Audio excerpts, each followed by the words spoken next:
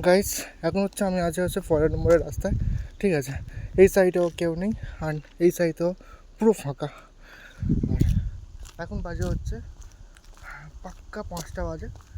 বেরিয়েছি 4:30-র দিকে আর এসে পৌঁছেছি, এখনও পর্যন্ত পৌঁছাতে পারিনি, পোল পর্যন্ত এসেছি 5টার দিকে। অ্যান্ড ব্লগ করার কারণটা হচ্ছে আজকের হলে আমার 30টা দিন কমপ্লিট হবে রানিংয়ে। ভেবেছিলাম 30টা দিন কমপ্লিট হলে ব্লগ স্টার্ট করবো, আর আজকের সেই দিন ঠিক আছে। পুরো ফাঁকা গাইস, পুরো ফাঁকা, ঠিক আছে, পুরো ফাঁকা, জাস্ট আমি একা। ভয়ও লাগছে, বাট আই ক্যান ডু।